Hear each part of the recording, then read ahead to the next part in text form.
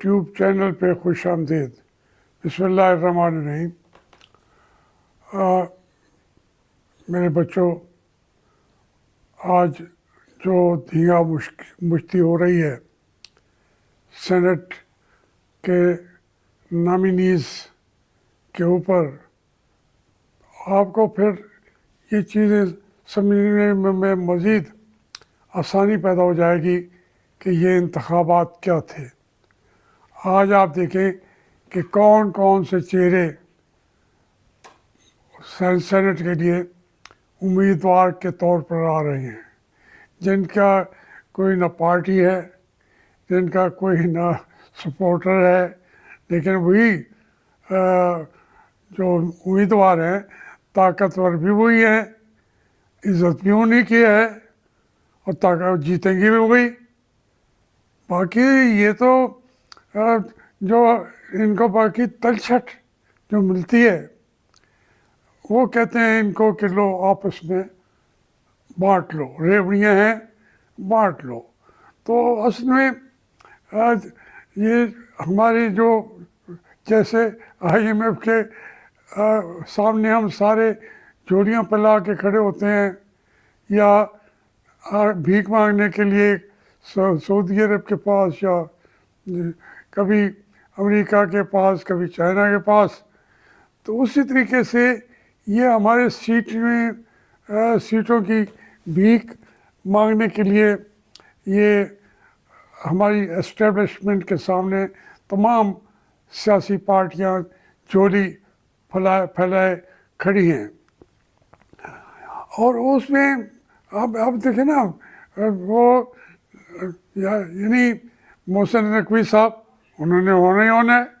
चारों पार्टियां, तमाम पार्टियां उनकी सपोर्ट में वो खड़ी हो गई हैं, सिवाय तहरीक इंसाफ के।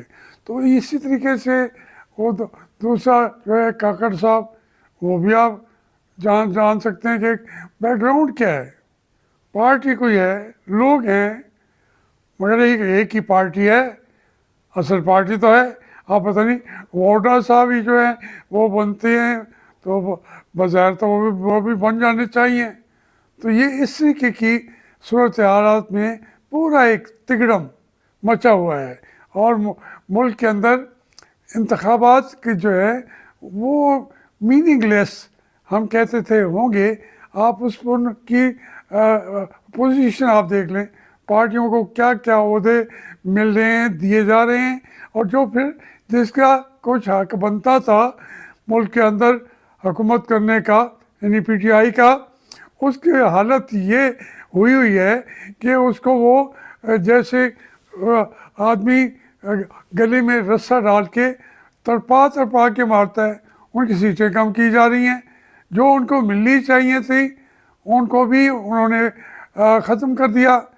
कि या क्या इसी चक्कर में कि कभी इत्तेहादुल मुस्लिमीन और ये और वो, बात ये है उन्होंने जो सीटें ली थी उसके ऊपर तो जो उनकी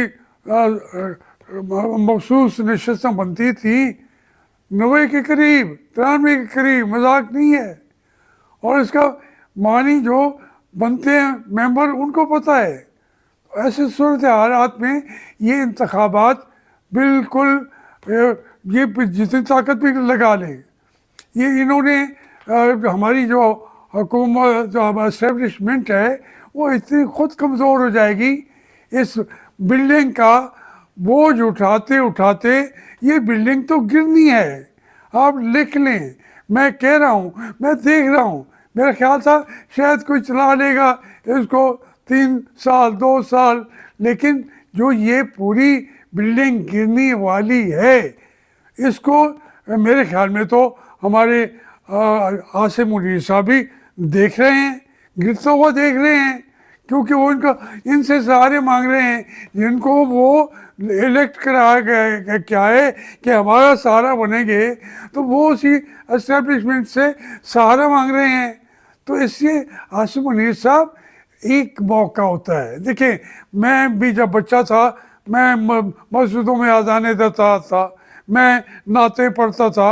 आप भी सोच आपकी यही थी کہ اس ملک کے لیے ہم کچھ کر جائیں گے، لیکن جب ملک نے، یہ آسانی نہیں ہوتی کسی کا جنرل بننا، کور کمانڈر بننا، پھر CNC بننا، تو یہ اللہ نے آپ کو اگر موقع دے دیا تھا تو آپ کو باقی ذاتی جو ناراضگیاں ہیں ان سے ہٹ کے پاکستان کے کاز کو لے کے کھڑے ہو جاتے اور پھر آپ اپنے آپ کو نکال لیتے اس سے. تو یہ آپ سے پھر میں کہوں گا وقت بہت تھوڑا رہ گیا ہے، بہت تھوڑا رہ گیا ہے، نوٹ کر لیجئے، بہت تھوڑا رہ لیا ہے. آپ کے لیے بھی تھوڑا رہ گیا ہے، میرے لیے بھی تھوڑا رہ گیا ہے، قوم کے لیے بھی تھوڑا رہ گیا ہے، پاکستان کے لیے وقت تھوڑا رہ گیا ہے. خدا کے لیے پاکستان کو بچائیں اور اس کو کامیاب کریں، یہ آپ کی ڈیوٹی ہے، آپ نے اس کا حلف اٹھایا ہوا ہے. ایک تو میں یہ ایک واضح طور پر بتانا چاہتا تھا کہ جو انتخابات ہیں اس کے رزلٹس ایک تو 9 فروری کو، 10 فروری کو، اور ابھی تک بھی آتے جا رہے ہیں. اس کی طرح میں نے اشارہ کرنا تھا کہ وہ تمام آپ کی ایفرٹ جو ہیں وہ ان وین گئی ہیں، وہ ختم ہو چکی ہیں. اس لیے اب سنجیدگی سے اپنے آپ کو آگے لائیں، آپ کے پاس سے ہے طاقت. تو یہ میں ایک بات یہ کر رہا تھا.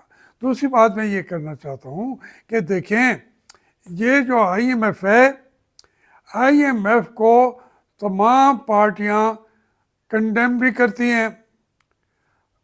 وہ PTI والوں نے تو اس کے خلاف مظاہرے بھی کرنے شروع کر دیے، باقی بھی کر رہے ہیں. ہم سب جو ہیں IMF کو وہ اختیارات دینا ہی نہیں چاہتے. میں تو یس کروں گا وہ آپ کی تنخواہیں ختم کرنا چاہتے ہیں، آپ کریں گے نہیں. اسی طریقے سے جو صوبے ہیں ان کے وسائل لینا چاہتے ہیں، وہ دیں گے نہیں. تو پھر پارٹیاں کہاں تک چلیں گی؟ الیکشن کہاں تک چلیں گے؟ حکومتیں کہاں تک چلیں گی؟ اس لیے اس سلسلے میں پھر میں عرض کروں گا کہ آپ اس IMF کو اگر ضرورت جو پڑتی ہے تھوڑا بہت وہ کر کے آپ معاملات کو چلائیں، لیکن IMF جو ہے وہ صرف اور صرف سیاسی مذاہب کے لیے بنایا گیا ہے، امریکہ کے عزائم پورا کرنے کے لیے.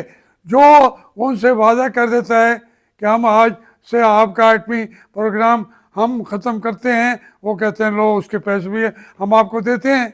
اور لیکن اگر آپ نہیں ان کی بات مانیں گے تو وہ کہیں گے جی یہ تو ملکوں کا پیسہ ہے، امریکہ کا پیسہ ہی نہیں ہے، یہ ہمارے ملک کے لوگوں کا پیسہ ہے، ہم کون ہیں MIF کے فیصلے کرنے والے. یہ آپ کو جواب ملے گا امریکہ سے. تو اس لیے جب وہ ضرورت محسوس کرتے جائیں گے آپ کا ایٹمی پروگرام بھی ختم کریں گے، آپ کا میزائل کا نظام بھی ختم کریں گے. یہ تو دو بڑے چیزیں ہیں، یعنی جو ہماری روٹی روزی کا مسئلہ ہے وہ انہی کے اختیار میں ہے.